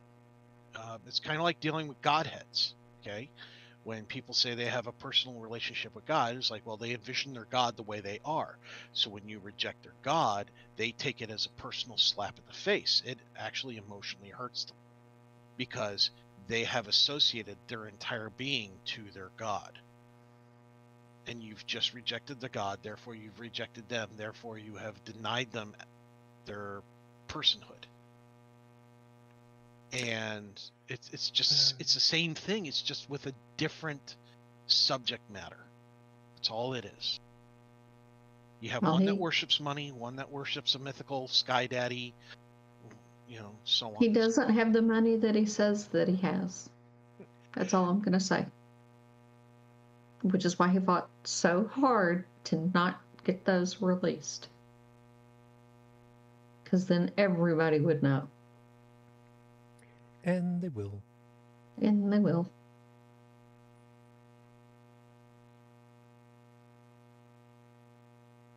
There's a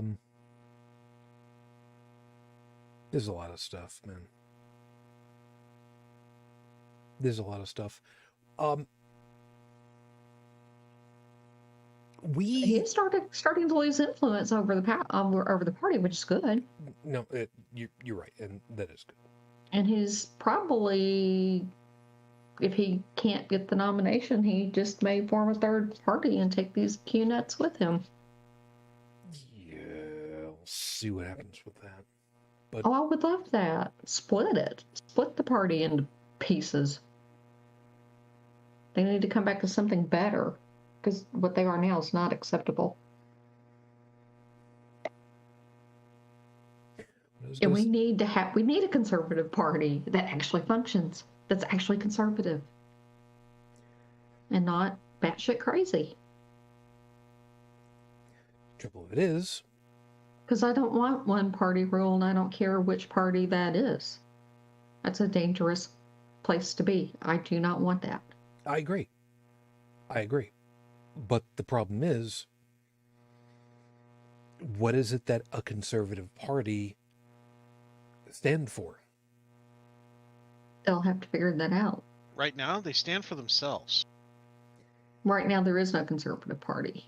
Yeah. Yeah. There's a party of me, and screw you if you're not me. And fascists, and Christian dominionists. So, let's make sure that we put, we need the old school 1970s version conservative party. That is what we need. Yeah, back before Ronald Reagan. Yeah. That is what we need. When we actually had statesmen. I don't think we need conservative parties anymore. We just need some moderates. Moderates who are willing to stand up and say, look, we understand that some people are afraid of change.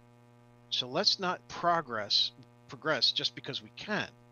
Let's sit and analyze it, see where it's a good thing, see where we're going to actually get some real benefits, investigate the other stuff, spend some time on it, see what's, what can wait, what needs to be addressed right now, and what is the stuff that's on the wish list.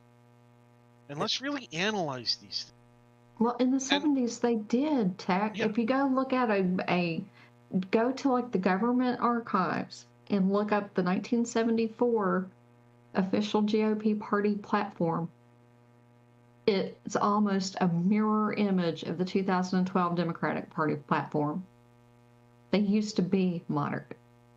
Well, they used to be moderate, but they called themselves conservatives, and I think that's where the problem lies, is that we don't need more conservatives. We need moderates, and we need them to say they're moderates, and we need them to behave like moderate. I disagree. I propose instead that what we need are people who are educated enough to be past the, oh God, Greed? no, I'm trying to remember what the right term was. The, God, this is one of those moments where I can't remember what the damn term is.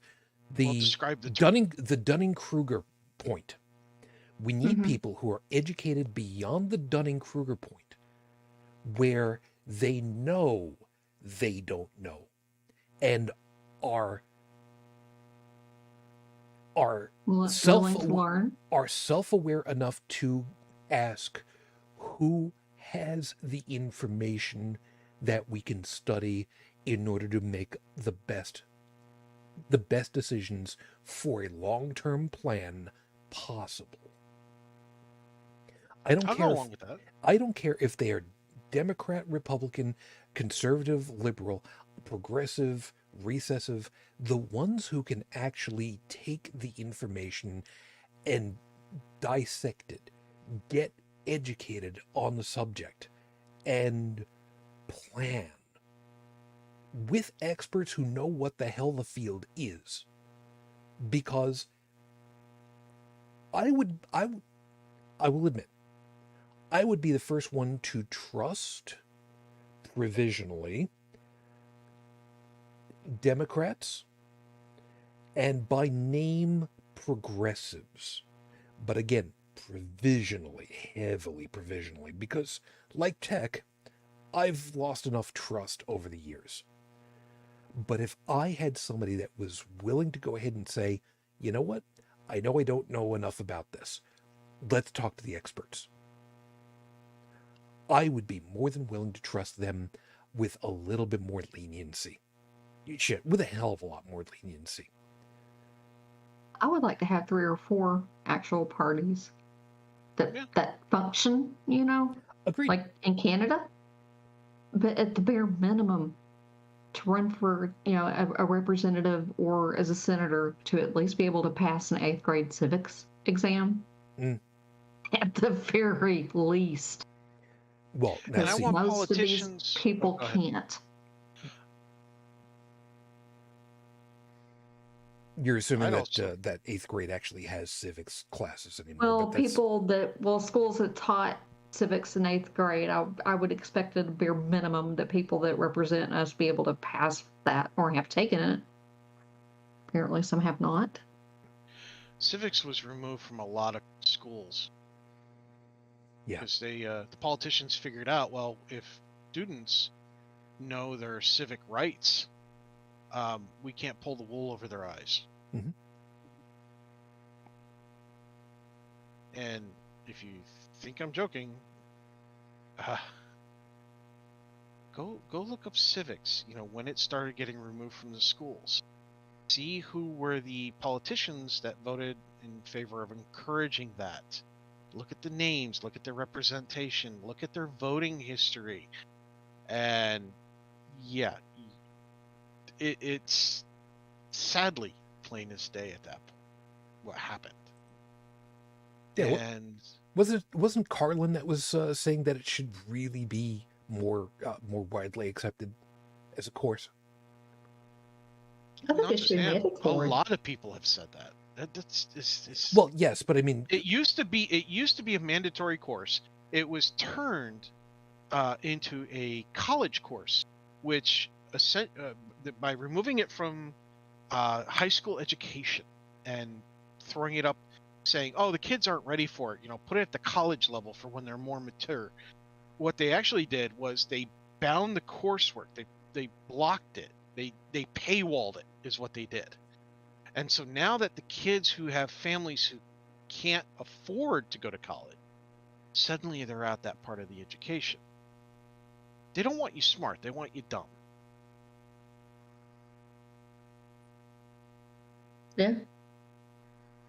not There's gonna just no argue. two ways about it. Not gonna argue. And and what you were saying about politicians that have that self-awareness, that have that rationality and everything else, yeah, I can get behind that. But honestly, the reason why I was pushing towards the moderates is because I want to see another party up there. I want to see the party of the moderate, the party of the independent, the party of the green, the party of the whatever. I don't want to see Democrats and Republicans being the only two groups that are in control of the government anymore, because that power has gone to both their heads. It's like when you have one group that says, "Oh, hey, look, we're passing a law that people can shoot people now," and then you have the other group going, "Well, not everybody can afford a bulletproof vest, so what we're going to do is we're going to pass a law that makes it so that if somebody makes less than a certain amount a year, they can get a bulletproof vest for them and their family, a household of up to X amount of people, and write it off on their taxes." And you're looking at one group going, "Why would you pass a law that allows other people to shoot each other?" And they say, "Oh, because of my freedoms." And then you look at the other group and go, "Why aren't you stopping them? Why are you trying to sell me a vest when you could be stopping the shooting in the first place by not passing that law?" And what they're not saying is because they're getting funding, both sides are getting funding from the bulletproof vest company through lobbyists. Well, And I when you think when you have a 1-2 side going, like when you have that level of corruption going on in the government, okay, this is analogous, mind you. You need other parties to step in, because then it starts becoming a problem for the lobbyists. Then it starts becoming a problem for the hoarders and greedy people when they start having to deal with more than just two groups. Suddenly it starts becoming oh shit, we got to play this group and this group, and we can't do nope, these people don't, nope, we oh shit, and it starts making stuff come to light a little bit more. I want to see what happens with Adam Kinzinger, because he's got an initiative, Country Over Party, and I would like to see how that goes, where he's endorsing different people, from independents to Democrats to whomever, just depending on the person. And I would really like to see where that goes. And, if he can start backing independents and actually them gain some traction, that might be a good thing. That might be like the best thing to have come out of J6, if he can get that going. By the way, Tech, you were reminding me of something. The Ferengi rules of acquisition. Oh, God, yeah. What's scary? Well, I got two. That actually, it's starting to be more like that.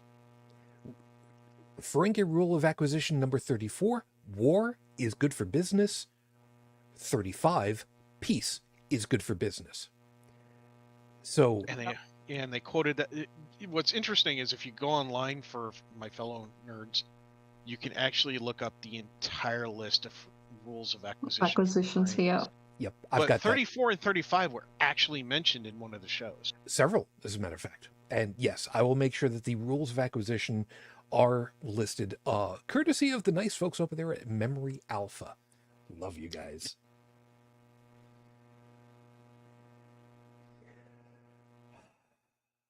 Holy crap.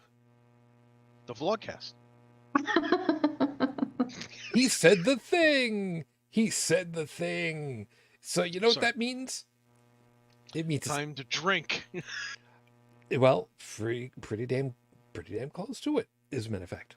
Because being that it is the top of the hour, we need to see about getting ourselves out of here, preferably inside the next 15 minutes, because officially we're supposed to be done in 5. So I'm gonna pretty well call it with this much. We're not going to have any kind of a closing anything for ourselves, other than I think collectively we'll all just say, just Happy New Year, welcome back, and please stay safe. I think we can all agree on that one. Yeah. So let's go ahead and call it a night. Thank you for being with us, everybody. We hope that you had yourself a good time. Hope that you found something worthwhile in all of our perspectives and you got something to think about for the week ahead. Oh man, it's nice to be back, but oh man, you know, I'm so glad I'm not drinking alcohol tonight. This would not be the good night for it. Tech, I'm glad you're able to make it, man. You take care of yourself. Welcome back. Welcome back. Welcome back. Welcome. All right. Thank you. You know, Oh, and we should defund churches who get involved in politics. Absolutely. I'm I'm I'm behind on that one. You know, the good part of it is he sings so poorly. I don't think that we would get a copyright strike. So That's because I'm not trying. I'm doing that on purpose, by the way, so you don't get a strike. I'll take that for what it is. Thank you. And Brigid, you know, we've been fairly nice tonight, but you know, you want to Yeah. go ahead and earn that bitch title. I'm more than willing to go ahead and let you go ahead and do that right about now. Hmm. I'm not sure who to You've pick had on this 3 week. weeks to think about this. Come on. I can't remember dude's name off the top of my head, but the rep that got elected that lied all over the place on Oh, his resume and may not even be a legitimate citizen. Oh, mother. Whatever your name is, dude, go fuck yourself. Okay, we all right. I said we weren't gonna. Oh, okay. We all right. 5 minutes. Just give us an extra 5 minutes on this one because this one hurts. And if you shouldn't be listening, I'm about to let loose with some Power 10 talk right about now. So sorry about that. This motherfucker is from my hometowns. He's from Long Island. This son of a bitch makes me hate saying that I am from the same area as him and reminding you I can still stomach the idea that I have to say, because it's true, that I went to the same high school as Jerry Rivera. You might know him under his professional name as Geraldo Rivera. I have Italian words I would like to use for this guy, but instead I'll just use my fingers because right now that's about as far as I'm willing to go. Tech, you want to go ahead and take a stab at him? I mean, he's not quite done yet.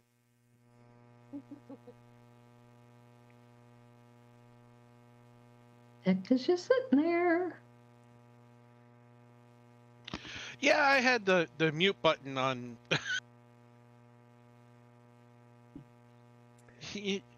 I apologize. Anything Yeah, you I've want to got a say? mute. I've got a mute button on my headset. You got that? You want to stick him with a fork? You know, early on he wasn't too bad, and then he started making mistakes. And then instead of, saying, "I made a mistake. I should learn from that," dude doubled down. And now he's like a friend of Donald Trump. He supposedly considered running in the 2022 election for senator of Ohio, but he didn't. But he was on the fence about it. Then he was talking about it. Then he wasn't talking about it. Blah blah blah. Yet somehow he's supposedly pro-choice, and yet Republican. Go figure. He's all over the goddamn board. I don't know whether he's coming or going half the time.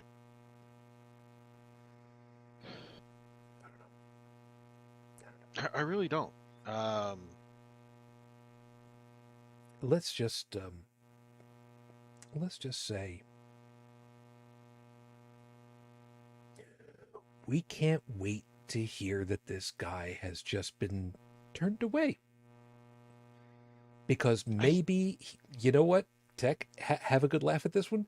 Because maybe this guy is such a scummy artist. They're going to card him getting into the congressional offices, and he will have doctored his ID card to be somebody else, and they're gonna kick him out for having a fake ID.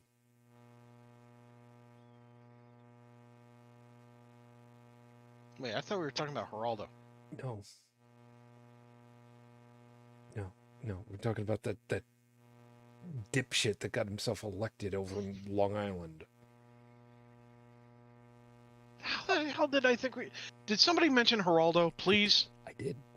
Because Okay, I so would... that's how my brain got on the topic of That's- Geraldo. Okay, That's fine. That's fine. I'm sorry. No, I don't know of this other guy, the one that you're talking about. You beautiful summer child. You're so lucky right now. You have no idea how lucky you are right now. You do realize that I am trying to filter out some of the really stupid news, I know. so that I can still be a No, I functional know. adult Okay. during the day. No, I got you. Perfect. I learned that lesson in 2020. I learned my lesson about letting all the news through the filter. That's fair. That's fair. I had to take a break from the show. It was so bad. That's fine. That's fine. But no, I'm sorry. Who I was talking about was Geraldo Rivera. He's a TV personality, and I've seen him go and do. Yeah, we're not talking about him right No. I've talked about him enough. No, this other guy that you're talking about, you're saying that he's not an American citizen, yet he's been We voting. don't know. There are questions. There are questions. Okay, well then it's real simple. Since the Republican Party is so hell-bent on saying that, Obama was an American citizen despite his birth certificate. Oh, it was a lie. And they're so hell-bent on ensuring that everybody who runs for various offices are American citizens. It should be no problem for them to uncover whether or not he is one. But he's GOP, so they don't care. Oh, and he's not black, I'm guessing. And he's not black, but he lied about where he went to school. If he even went to school, he lied about his jobs that he had. He lied about his experience. He lied about what everything. Wait, are we talking about Trump here? No. Are you sure? Because it sounds like Trump. It does, Trump doesn't it? 2.0 without the money. Or the charisma. Yeah, he's really smarmy. You know what? He may not have even been legal to even run. And there's a couple of DAs that are looking at him, but yeah. So you know what? We'll deal with him for another time, but I can't remember his name. I think it's George something. So here's the question on my mind. Mm-hmm. Forget him running for office and everything else. Mm-hmm. If it turns out that the guy really, like his parents lied to him about where he was born or something, and that fudged the whole thing up on the guy, something outside of his control. All right, let's assume that for a second. Let's assume for a moment that this was completely out of this guy's control, right? Mm-hmm. Okay. Maybe his parents lied to him. Okay. Because parents do that. Okay. Let's admit it. Okay. And they find out that he's truly not an American citizen. Mm-hmm. What are they going to do about all his voting? I mean, technically, that's fraud. Are they going to bring him up on charges? Because, if I get pulled over by a police officer and I broke a law and I tell them, I'm sorry, I wasn't aware that law existed, their response is going to be ignorance of the law is, no excuse. You still have to pay the price for breaking it. So think about how many times he's voted and in what kind of elections he's voted and whether or not it was voter fraud. Well, I mean, this guy's just a fraud. He had got an MBA at whatever school, and school's never heard of him. Says that he's gay, but who knows? He's probably lying about that as well. Everything that he brought up and campaigned on was a lie. Every single bit of it. And now my big question is, if that's the case, ignore everything the hell else. Does that qualify under the bait and switch laws? Well, it could be election fraud. Could be. Because he ran fraudulently. Could And be. people voted for something different. But now the Democrats are getting the blame for this because they didn't do Oppo research and out this guy until after the election. Then everything came out. Well, we'll have to wait and see. Mm-hmm. My pillow guy is running for RNC chair. You know, the worst thing that ever happened was somebody in prison told him that, he shouldn't do drugs, that, he's worth more than that. The guy in prison should have told him, you need to do more drugs. Just, Guys. Yes. Do you know what time it is? It's Miller Sorry. time. I just remembered that Mike Lindell was running for RNC chair, and it just gives me giggles. I bet. It's gonna be one of those. See, the worst part about it is, Tech goes ahead and over here. He's just like, it's Miller time, and all I can hear in my head is, weekends are made for Michelob. I am old as shit, and I'm getting older, and it still beats the alternative. This is true. On the chat, guys, thank you. Seeker, Stephanie, Phyllis, are you still awake? You know what? I don't care. You're around there somewhere. Joseph was trying to get with us.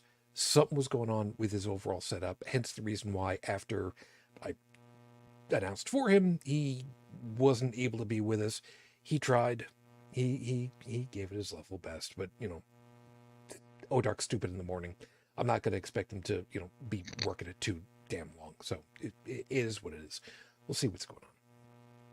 But we're back. We're ready to go ahead into the rest of the new year. And hopefully we'll keep you entertained in some fashion or other. If you want to be in touch with us, please take a swing over to holycrapthevlogcast.com. You want to leave us a voicemail message. Phone number for that is 859-HCTV 554 859-428-8554. And it really is good to be back. On behalf of all of us, really hope that you had yourself a safe holiday season. You got the chance to spend a good portion of it with family or family of choice. And we do or friends. But we do sincerely hope that you'll be sticking with us. We'll be looking forward to you again next week. So until the next time we're together, everyone, as always, I wish you the peace I no longer have. I wish you the strength that I've learned. I wish you well. My lady, too damn many years later, I am still in love. Matane Fujin. I love you. I miss you. Dream of me. And everyone, until the next time we're together, of course, as always, good night.